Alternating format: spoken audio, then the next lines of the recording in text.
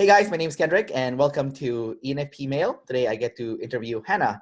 So Hanna, welcome. How are you? Thank you. I'm cool. I'm on vacation, so this is a great time of the year. Summer in Finland. Yeah. Oh, nice. I heard Santa Claus lives in Finland. Yeah, but yeah, he's in the Lapland. So it's in the northern part. I'm in the very south. Actually, I'm in the very southern tip of Finland. I'm in Hanko, which is like the most southern part of Finland. So it's like I call it the big toe of Finland. It's like a little tip. Is that where Yeah. a lot of ships go by in that city then? Sorry. Is there a lot of ships that go by that city then? Because Yeah, there are. Yeah, actually, there are ships, and also in the summertime there are these. How do you call those sailing boats? There okay. is. Yeah. Cool. There is some kind of festival or some kind of like this thing in the summertime that people sail to Hanko from all over the Europe. So Oh, that it's sounds cool. cool. Mhm. So Hanna, you are an ENFP, but what kind of ENFP are you?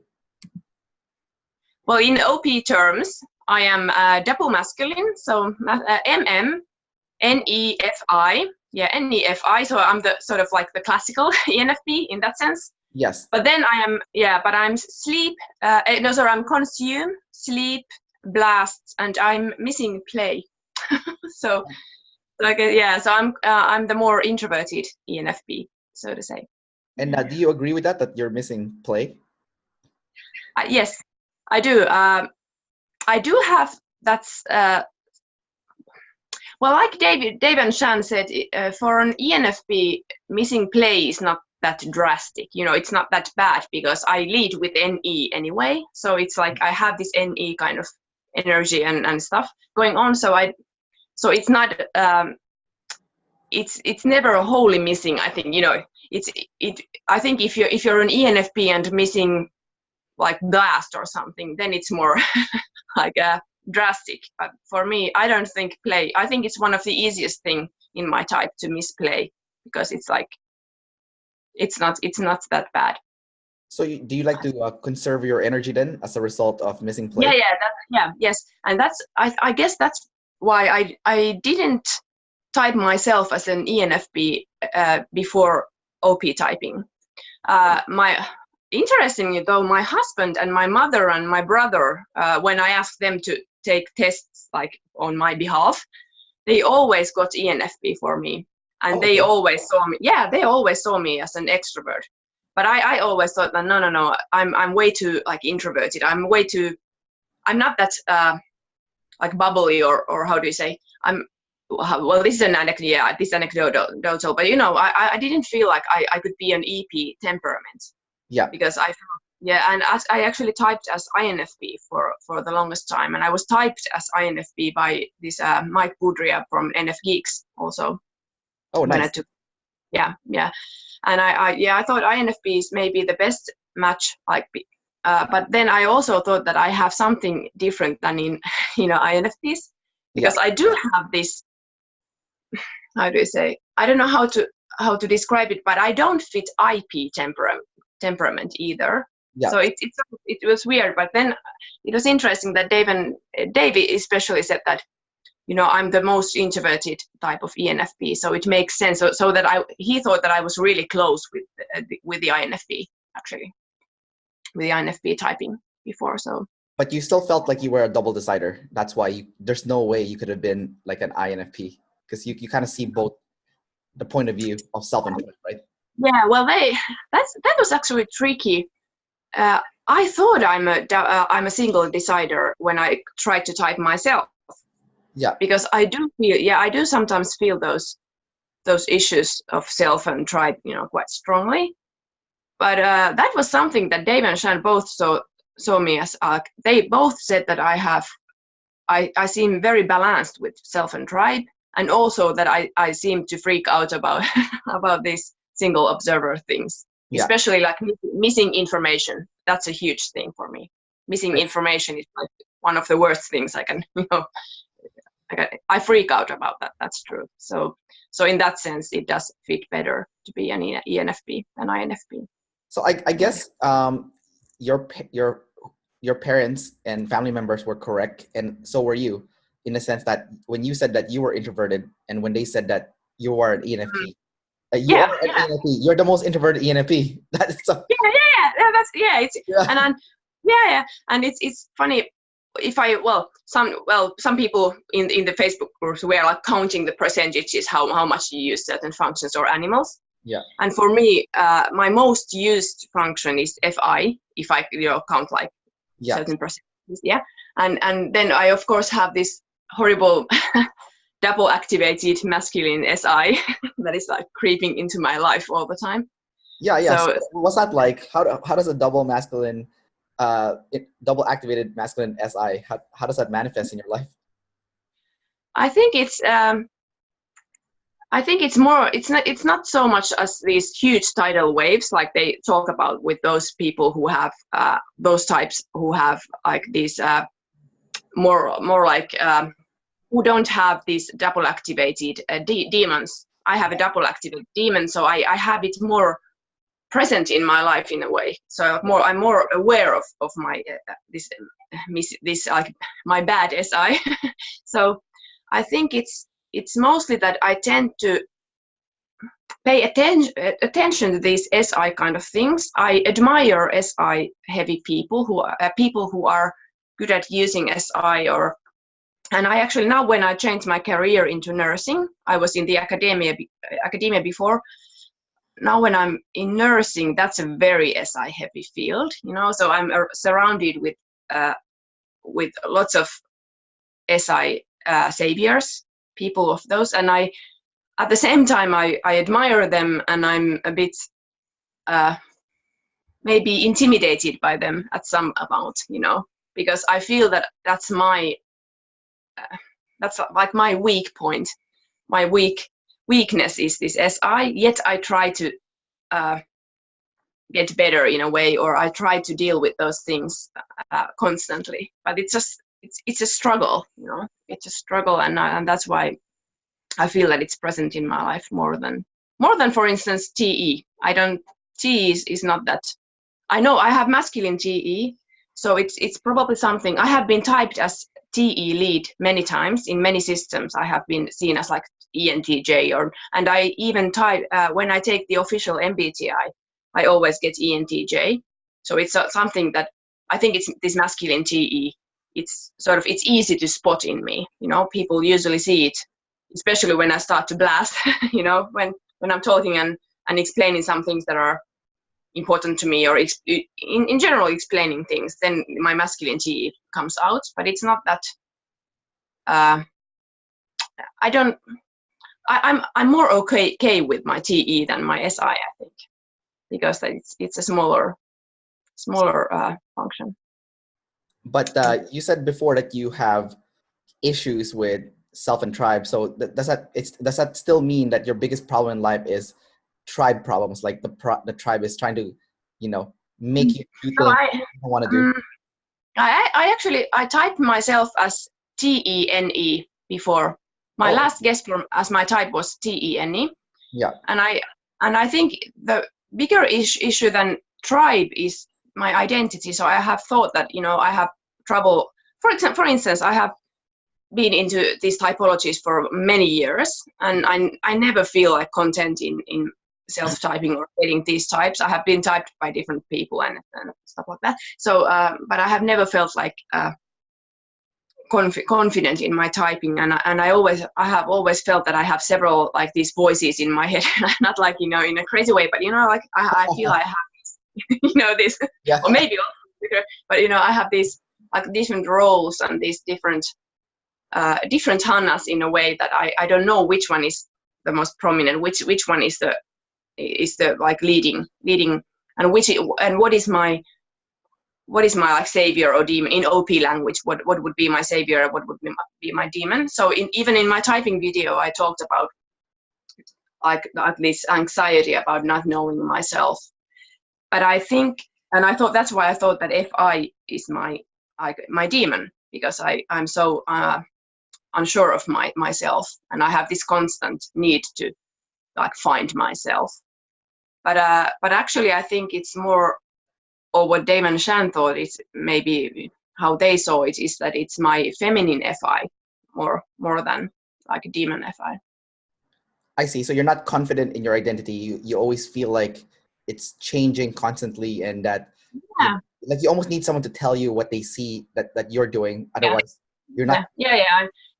And it's funny. I'm quite open to feedback from other people. It's okay. I don't mind getting feedback, although I don't argue people. If someone types me as an ENTJ, I'm like, okay, well, you can type me as whatever, and I'm curious. I'm a very curious person, so I'm just taking the information because I love information. I'm a consume lead.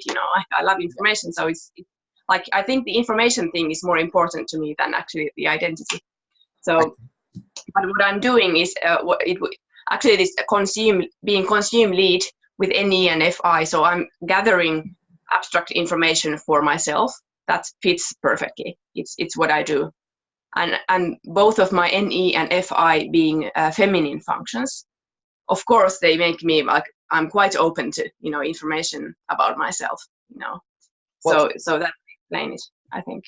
Let's talk about that then. So this is going to be a two-part question. So first is you have a double feminine consume. So I want you to talk about what double feminine consume is like. And then, I mean, you kind of explained it already, but I want you to kind of talk about that more.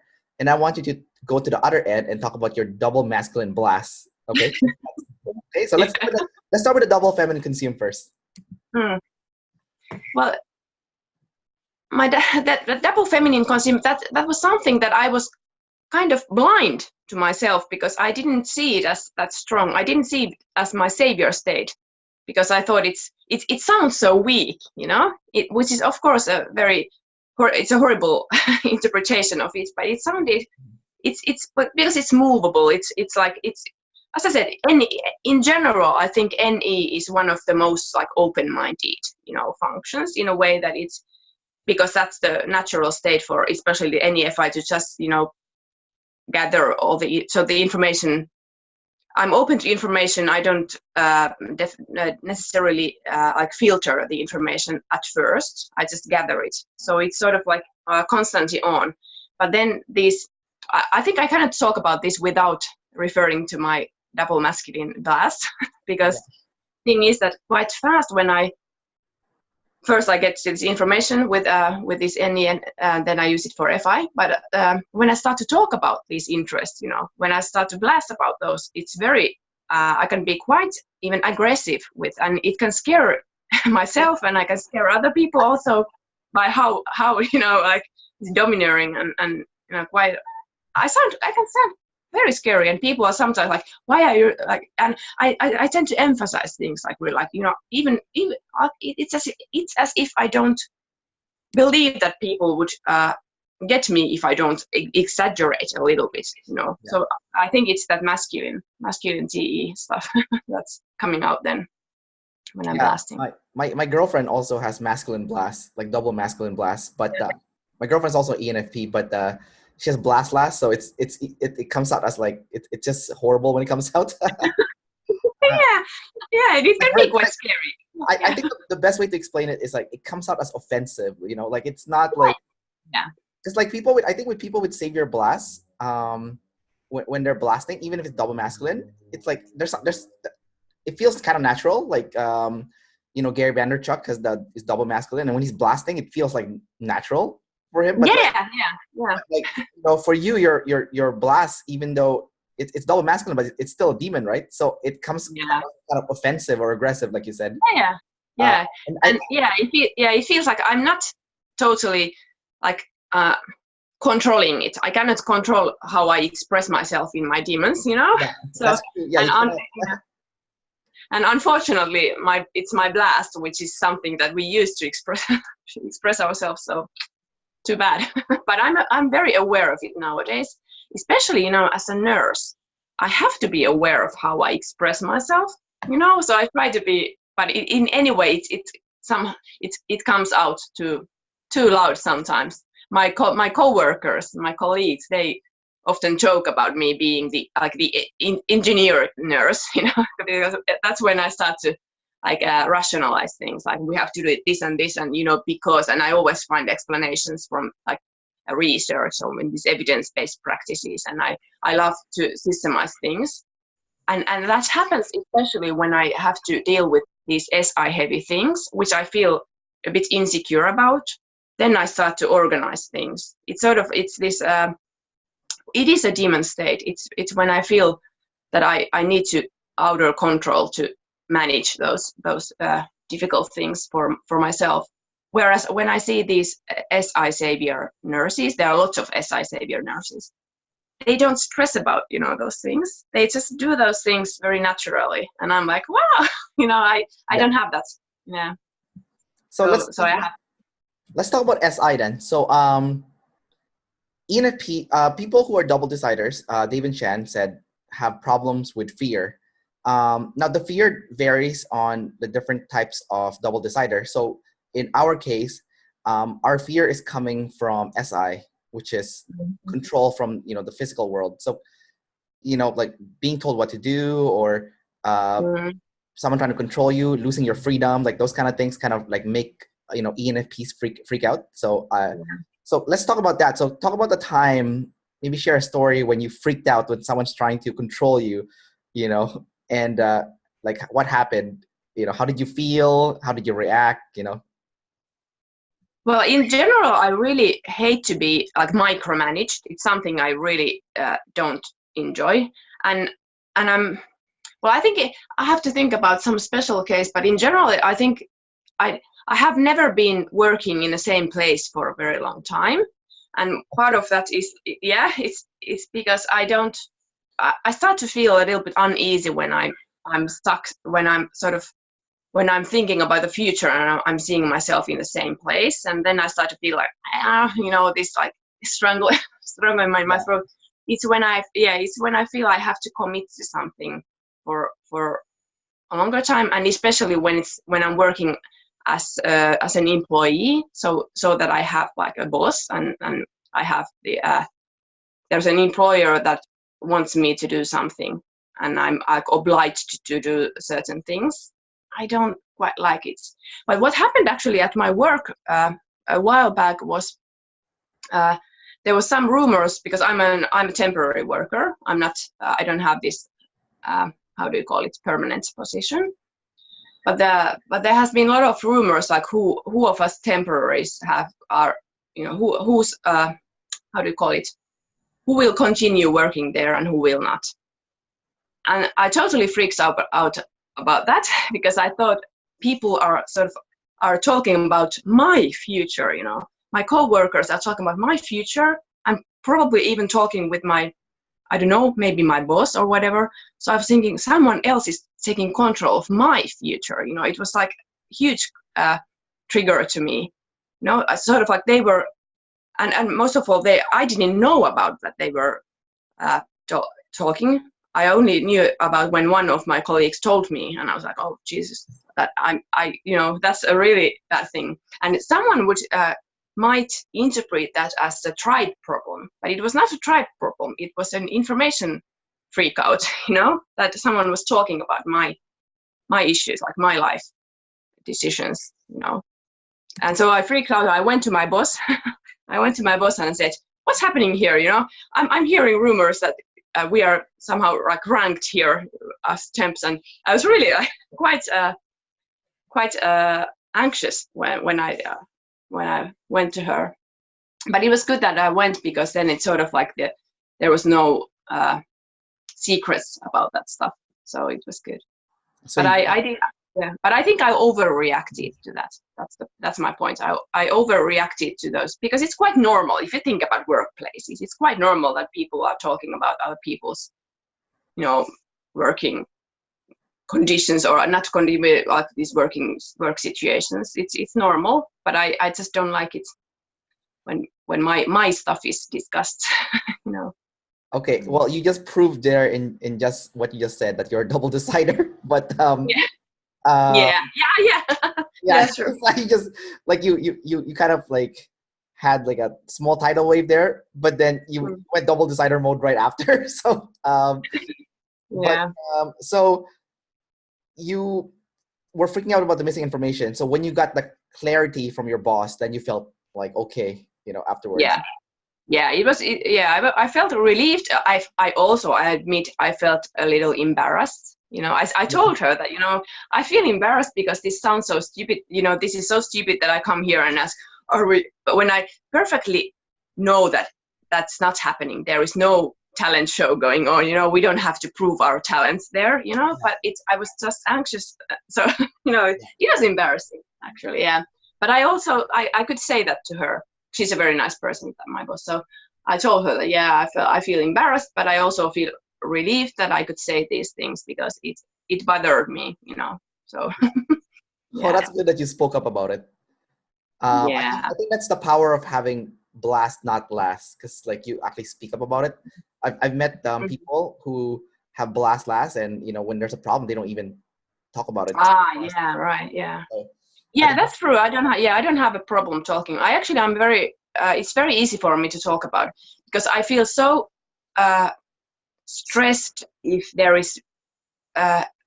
there's information that is kept hidden, or if there's something, if things are not open and out and in open, I feel really stressed about that. So I think it's always easier for me to just share what I feel and think, and not keep it hidden. So earlier you said that you don't like to stay in one job too long because you feel like you're being strangled. So that's pretty much like very standard, like ENFP, in a sense that you crave the freedom to try something different. So let's talk about your obsession with freedom. How has that affected your life? Like trying to, you get bored so easily, you want to switch jobs, or you want to be free, you want to do something else, so you have any stories about that? Yeah, well, I'm 40 already, so I'm not that young. So and it's only now that I'm in my first like real job. If you think, I have studied all my life. I was in the university for 17 years. Wow. I changed my subject like several times. It was very hard for me to stick to just one subject. Yeah, I studied biology, computer science, social psychology. Then I went to theology, comparative religion, and then I changed to philosophy of religion and stuff. So I have never stuck in one subject or one field for and when I was doing my PhD, I identified as a like multidisciplinary student most of all, because it felt like I want it all. I didn't identify strongly as any specific field. That was very typical for me. So that's I have always had part-time jobs, like several of these at one point I had like 4 part-time jobs while I was doing my PhD, so so it's been like spread, and it's only now that I changed my career like totally. I left academia and I studied to be a nurse, and now I'm in my like in my first like what I count as a real job, like a full-time real job. And it's weird, it's really weird, but I think it fits my age, because as Carl Jung said, our life really starts when you hit the 40s. So and that's also what Dave and Shan both talked a lot about in my audios when I got my typing. So Dave talked a lot about himself and how he sort of like had to change his like direction towards other people, and he had to these are his words, but he said like he has to stop doing things for Dave. So he said the same to me, that I have to stop doing things for Hanna, because it's very NF this temperament with it's not temperament, this NF hippiness with FI, it's a bad combo. It can make, if we are honest, it can make us quite self-centered in a way. We are motivated by our own values, our own interests. So that certainly has been my issue. So I think that my change of career into nursing has already made me change the direction of my actions to be more towards the tribe and, you know, towards the real world, not only my ideas. Because, you know, if I spend like 40 hours per week helping others. I'm a hospice nurse, so I'm doing, you know, I'm helping dying people and their families. I'm really orienting all my energy towards other people and helping them very in a concrete way. Of course, I'm using also my other like communication skills and stuff like that. But, you know, I'm really focusing on other people. So I think it's good. You know, I'm sort of like naturally doing what I was told to do by Dave. Yeah. So I guess from the sound of things, you definitely had issues with committing, like commitments, you know, like committing to just one field or committing to that. I want to kind of shift gears a little bit to relationships. How are you when it comes to like dating? Like, do you have trouble with commitments too? Or like, do you find yourself usually dating like IJs? Like what's Yeah. Well, it's I think my fear of commitment, it doesn't show that much in relationships, but it well, maybe in a way that when I even as a teenager, I always thought that I will never I don't want to be in a relationship. I don't, you know, I'd rather be alone, and I always saw myself as a, you know, as a single like career person. So it was kind of a surprise when I met my husband. My husband is what I think he's an ISTJ. So and I think he's an ISTJ. Yeah. He's definitely IJ. Yeah, that's for sure. And he's a thinker. So I think he's an ISTJ. So, but I have been with him for 16 years, so we have been together for a long time. We have had, of course, we've had our crisis moments, and we've had like more difficult times, but we've been together for a long time, and I think that's possible partly because I think we somehow complement each other, you know, also of course as people, well, even so that we don't have to think about these personality types, but we are quite different in certain regards, and he's definitely more like ST person, where I'm NF. So I think it's sort of there's a balance with that. Of course, also difficulties, but also balance. So yeah. So I wouldn't say that this commitment, fear of commitment, shows up in relationships that much. I see. So it's more the commitment in the realm of career, because I feel like you're okay with like 16 years is a long time, so clearly you don't have any commitment issues there.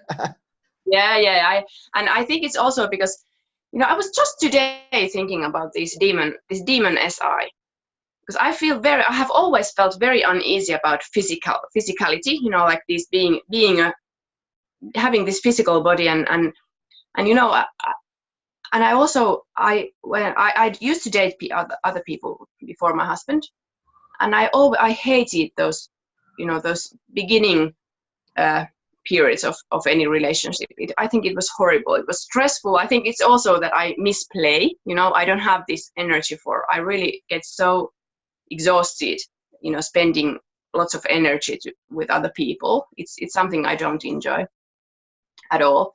Which is weird because I have this, you know, I have very social job at the moment, and I have lots of friends, but I'm definitely, you know, sleep savior. That's very clear.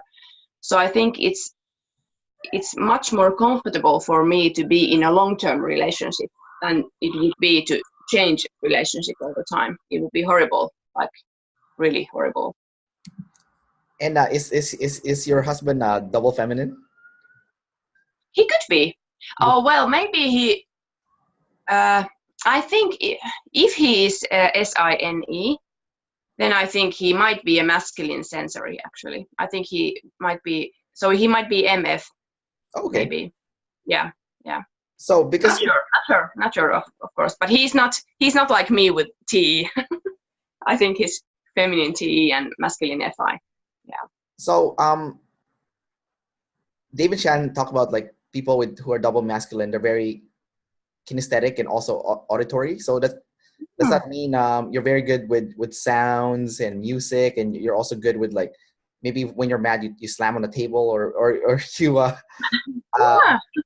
or maybe you like to, I don't know, like wrestle people, not wrestle people, but it's like, you're very grabby with people. Like, how do you feel like you're very kinesthetic and very auditory as a result of being double masculine?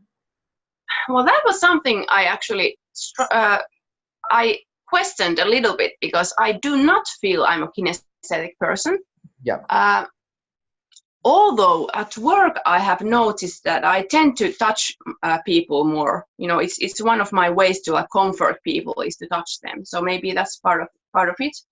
But I have always thought that I'm actually visual with. I learn by seeing things. I have always thought that I'm more like visual learner, and I learn by reading.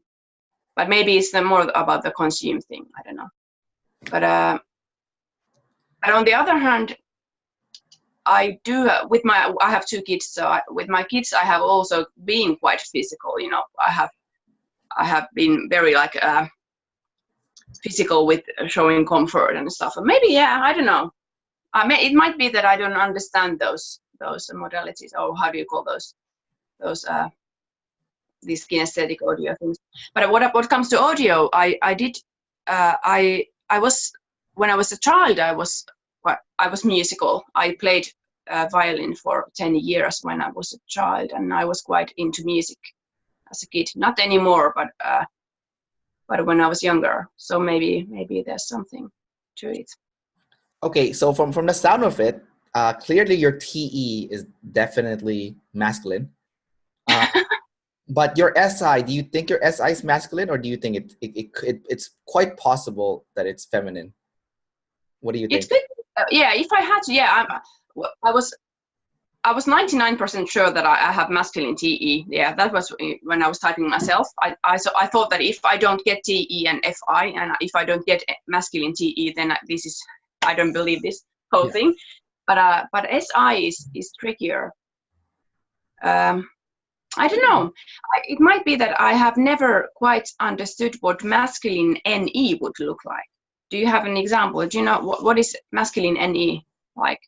Okay, so ever since I started interviewing like tons of people, the one thing I noticed between people with masculine NE and feminine NE, like the big, there's only one difference that I've seen so far, and that's the people with the masculine NE seems to, when you make a plan in the future, changing that plan is very hard for them. Like they get really upset when you change the plan. But people with feminine NE, when you change the plan, they might not like it, but it's easy for them to be like, okay, you know what, we can do something else. It's okay. Like the plan can change, so they're more flexible with that. But people with masculine NE seems to have a really hard time switching plans. Like they get really upset. Like they almost feel like they've invested in that future, in that future plan. So does it be? Well, it sounds a little bit like even almost like NI. Then does it become more like NI? No. Yeah, it's so like they talked about, like, let's say FI, right? Like they said that feminine FI can come across as FE, right? Because your emotions is very easily triggered, so it comes out and you very expressive as a result. So masculine NE can come across as an NI as a result. Like yeah, that makes sense. Like this is the future, we can't move it. It's like it's hard to move it. Yeah. So. Oh yeah. Well then, if in that depiction, I think I have feminine NE because I don't mind changing plans. I actually quite enjoy it if there is something, sudden. I don't mind at all. So. Okay. Yeah. So okay, I think the sexual modality for you is probably because I interviewed another ENFP before, and I said, okay, how would you feel if the plans change? And she's like, no, you can't change the plans. I'm gonna make it work. Like so. Okay. Yeah. It's not. Well, of course, it can be sometimes be annoying if you have like invested in a plan and you have reserved your time, but it's still not something that I would totally like get so annoyed. I actually would get more annoyed. Or yeah. Okay. But what can be hard for me is that if I start to feel physically uncomfortable, in some place.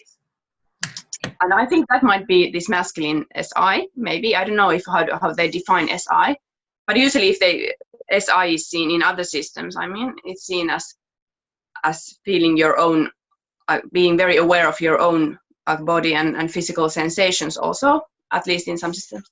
So I think I have that, and it can be very hard for me to overcome my physical sensations, or if I feel this discomfort.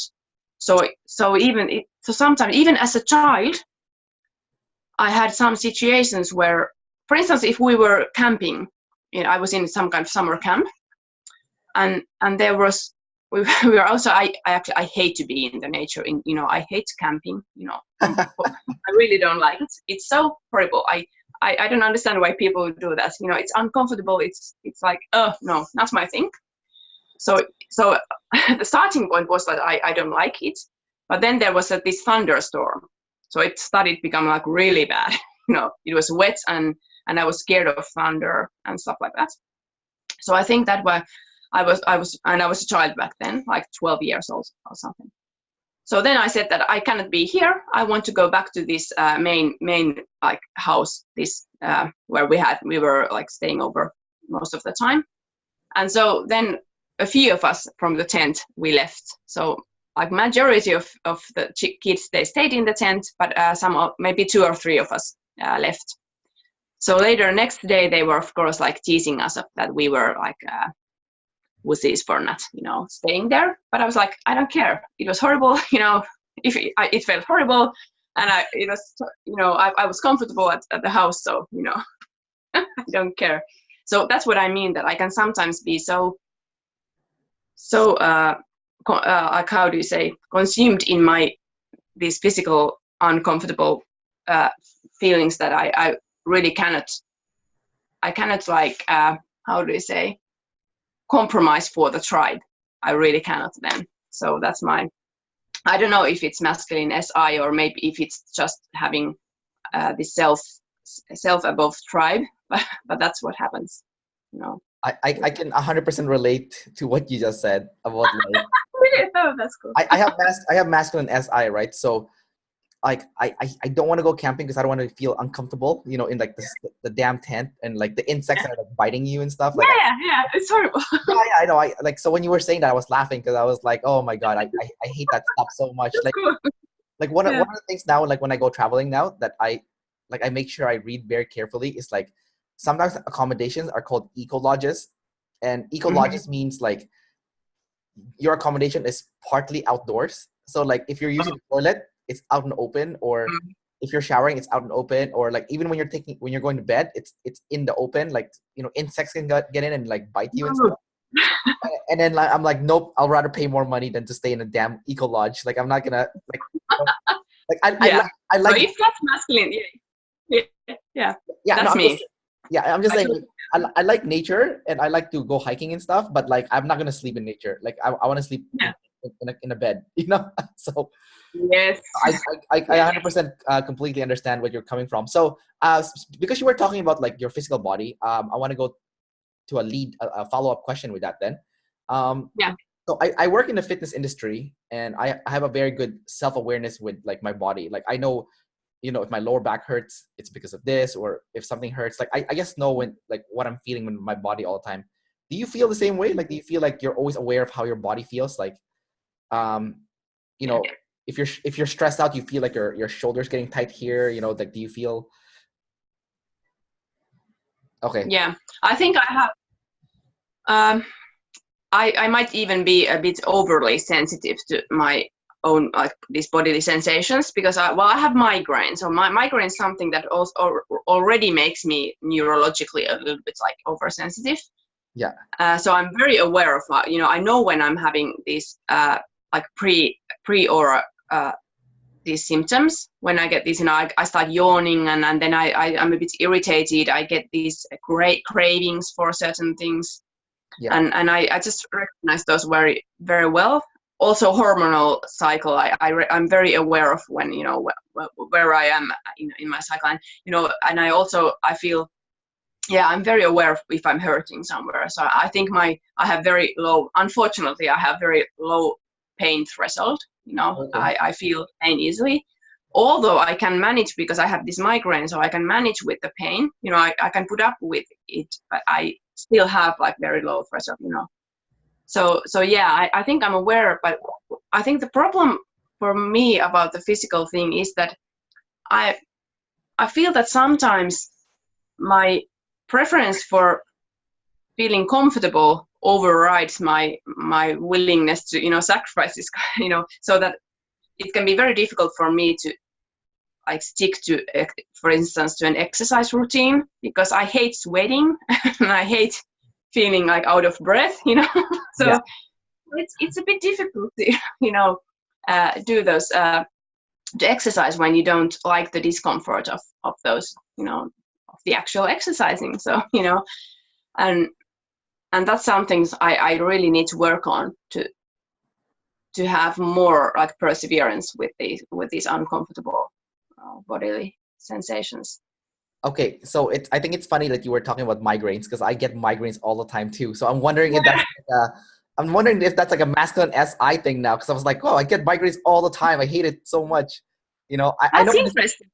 Right? Yeah, that's very interesting. And I think it's, especially as a demon state, it's somehow it's really annoying. Even I Yeah, hate it. Something like I feel my body takes over me.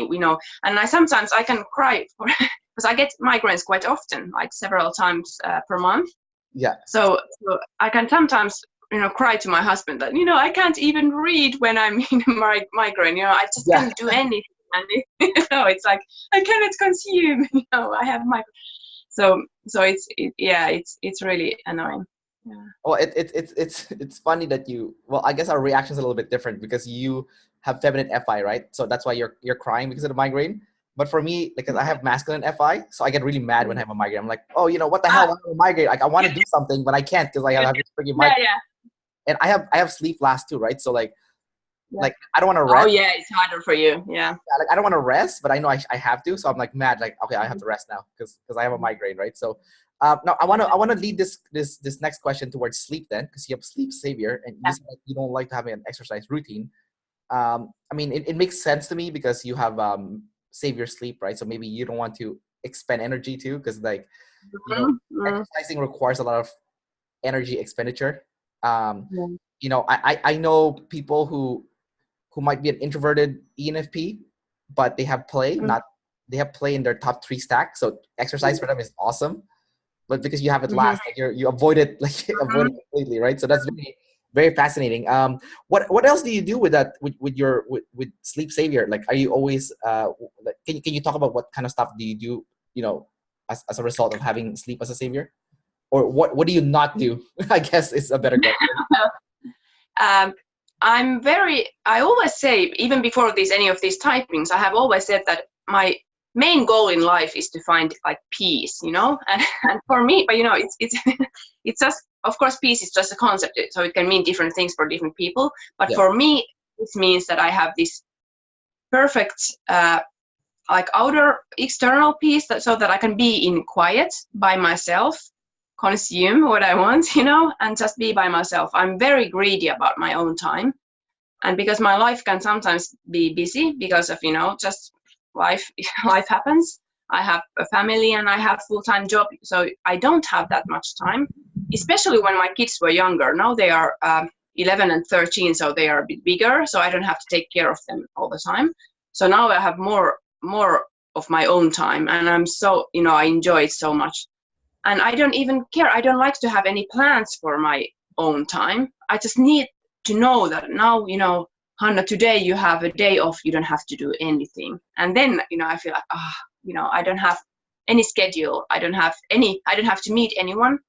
I'm quite, especially now that I'm working full time, I'm very careful. How do we say? I'm quite, careful to set up any meetings because I, just, see my friends, because I don't want to. I need to make sure that I have enough of my own time.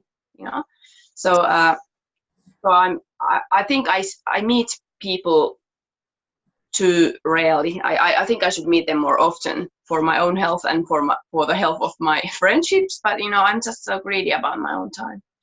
So yeah, so I think for me, and I think, I don't know what triggers your migraine, but I think my body is like able to create this migraine when I haven't had enough my own time. So sometimes I feel that I get migraine when my, when my body is saying that now you need to calm down, now you need to, to sort of like load your batteries or whatever. So I can sometimes feel even relieved when I get a migraine, so that I know that I have a good reason to not do anything, to just be by myself in a dark room, So Yes. I can really, yeah.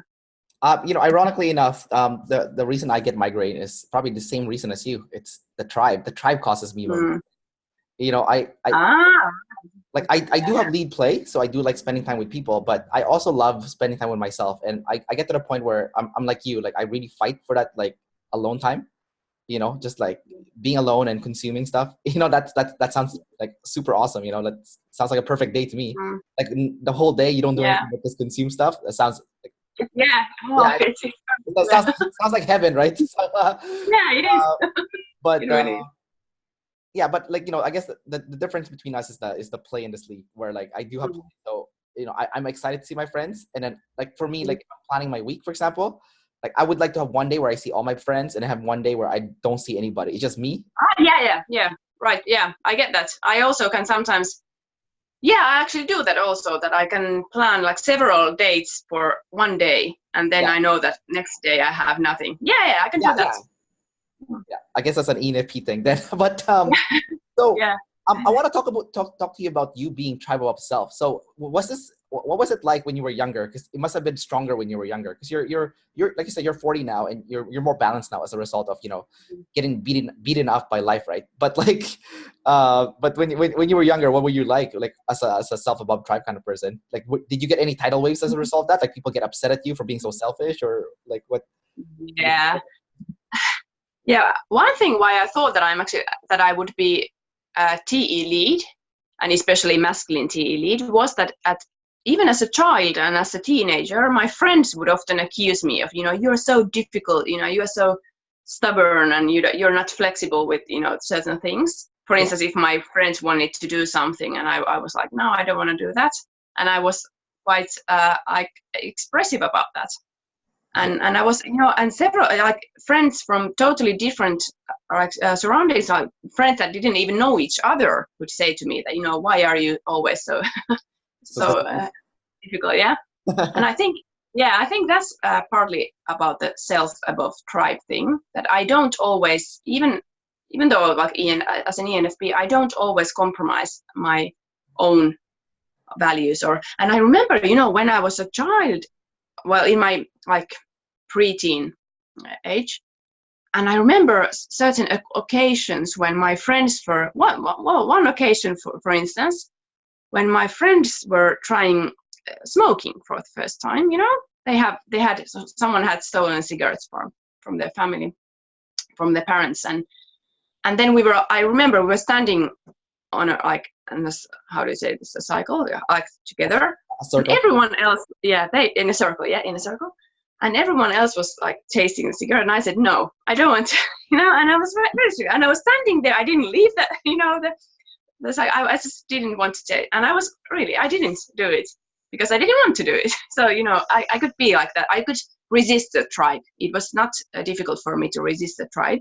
Of course, I felt the tension, but, I could do it. So I think that's something that might be typical for self above tribe. I don't know. That's so funny you said that, because that happened to me too. Like, my friends wanted to try smoking, and they did, and I'm like, nope, I'm not gonna smoke. No, and then it's just no, I'm not gonna do it, and I'm. But I don't have masculine T like you, right? So the way I said it to them did not come across as offensive like yours did. Yeah.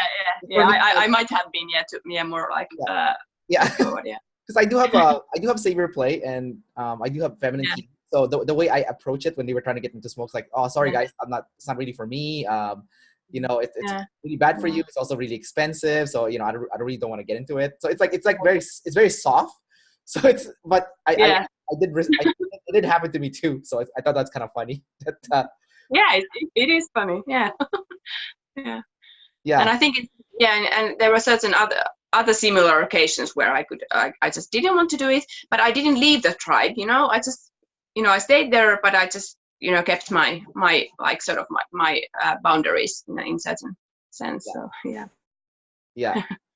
I think it's also interesting because you have play last, right? So you Mm. I guess when you were trying to resist the people trying to get you to smoke cigarettes, you kind of blasted to them, right? It's like a one-way street. Like, Oh yeah. it's like, nope, I don't want to do it. It's not for me, right? But like for me, like when they were trying to get me to smoke, because I have play, I actually turned it around. I said, maybe you guys shouldn't try smoking too, because Mm.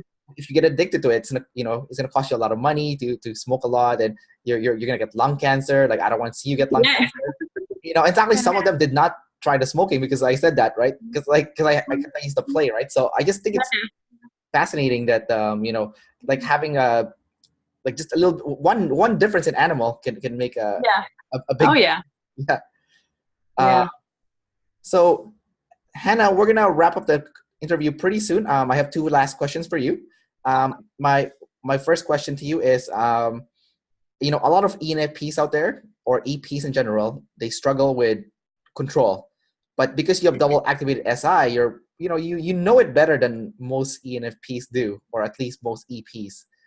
So do you have any advice for any EPs out there who is kind of like not wanting to discipline themselves to commit to like one career path? Because now you've got to the point where you did commit to a career path, or commit to it, and then you never had trouble with relationships as well.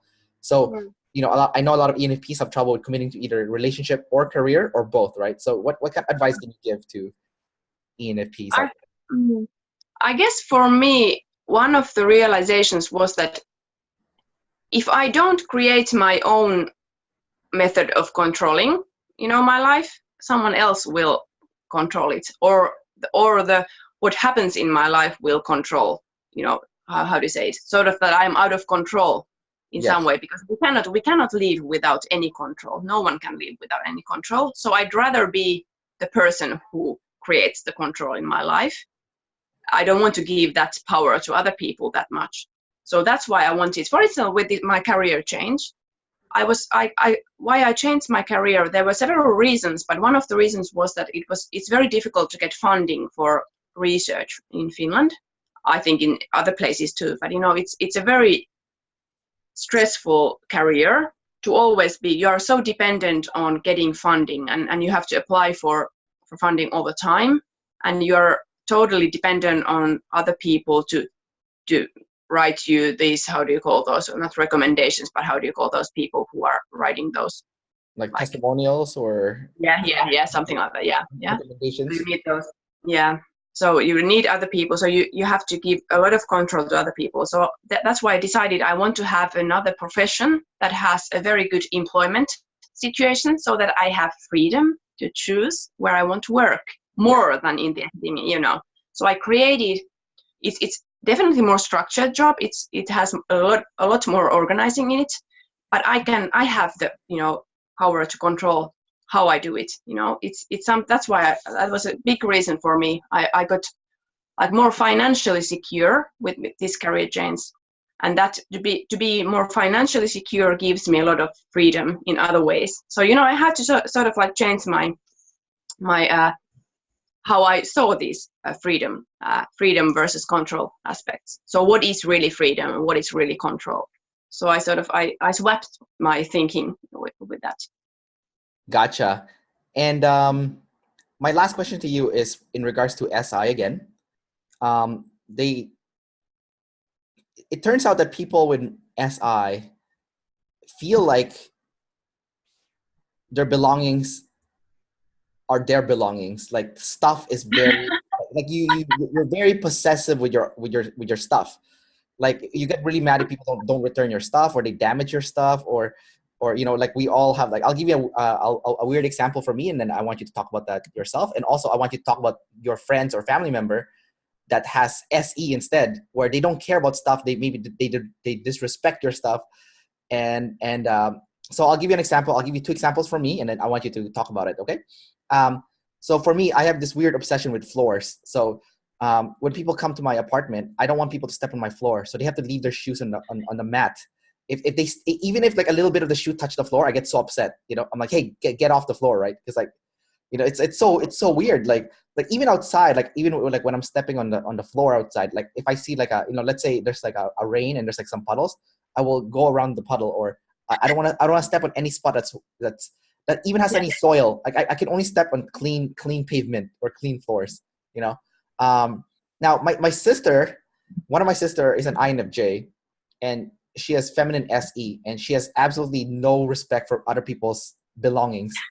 So my youngest sister is also an ENFP, and so my INFJ sister would oftentimes steal my stuff or steal my ENFP sister's stuff, and and not just steal stuff. Like sometimes she'll drive my sister's car and damage my sister's car, and she won't care about it at all, because for her it's like, you know, she has feminine SE. You know, she feels like when it comes to objects, it's like communal, like it's shared by everybody. You know, it's kind of like people with FE, right? Like they feel like they can share all their emotions with you, and then you feel overwhelmed because you're like, there's too much feelings. You know, just keep it to yourself, right? Or even with ideas, like, you know, if you're talking to INTJs or INFJs, they're not so open to sharing their ideas, because, you know, NI is all about like, my ideas are private, they're my personal ideas. But for us with NE, you know, ideas is very like, you know, it's not private, like it's supposed to be shared. You know, let's go share our ideas, right? But for you specifically, I want to talk about SI. So talk about SI. Like, are you possessive? Are you control freak when it comes to your stuff? That's so interesting. I'm laughing because I can relate so well. Yeah. Even as a child, for instance, if I had this candy day, so every Friday I was able to buy some sweets, candy, yeah, and I never wanted to share any of that. Even as an adult, it has been very hard for me to share my sweets. I'd rather, you know, it's no problem. I can buy my friend like a whole bag of candy and, you know, just eat that, but I don't want to share mine. So, you know, I'd rather buy two bags of candy and give the other one to the other person than share my bag of candy. And when I was before, I used to collect books, so I'm sort of like I'm very fond of books. You're a bookworm. Yeah, I'm a bookworm, and nowadays I have cut down because I have seen, you know, they create a lot of trouble when you're moving, for instance. Yeah. But I have always been very hesitant. I don't want to loan my books, or I don't want to borrow my books to anyone. It's, you know, and at some point my friends even knew it, and they were like, okay, I know that you're not going to borrow this book, but, you know, if I promise, I will, you know, give it back to you by that and that time. So I was quite really OCD about these book things, you know. I didn't want to, and I had, if I borrowed my books to someone, or loaned, or how do you say it? Anyway, if I gave my book to someone to use, I really carefully, like, kept a report, like when I had given it out, and if I had gotten it back, and, you know, I was quite neurotic about it, you know, so I can relate to that. And how did you feel when they did not return your stuff on time? Horrible. And I felt like condescending, you know, like, how dare you not return my book, you know. And I knew it was ridiculous, you know. Of course I could, you know, see it's just a book, but for some reason I got very emotional and very and very angry. So I can totally relate to that. Totally. And what about money? Do you lend money to people or no? No, I don't. Yeah. I'm very careful. Yeah, I don't like to lend money to anyone. Of course, in the my family, of course, it's different. But, you know, I'm very careful with that. I don't, because it's not that I would be, that I wouldn't be like, want to be generous. That's different. I can give money. I could give money, but I don't want to lend it. You know, it's because I don't want the burden of the, you know, that I will be freak out about. I have, you know, that I need to get it back. I'd rather give something to someone than lend. Yeah, that's for sure. I 100% resonate with that. Like, I never lend people money. I give it to them. It's like, you know, I just take it because I don't want to think about it. Yeah, Yeah, exactly. But like when you lend something to people, now you feel like, okay, when are you gonna give it back to me? You know, like Yeah, it's horrible. It becomes a burden. I mean, it's just so much easier to give. You know, I don't. Oh, that's so interesting. Yeah, maybe it's that masculineness. Yeah, it's such a weird obsession. Like, it is really. Yeah, that's funny. all right, Hannah, thanks for doing this interview. I'm gonna say goodbye to everyone now. So bye, everyone, and I'm gonna hit the pause button. And yeah, thanks again for doing the interview. Thank you.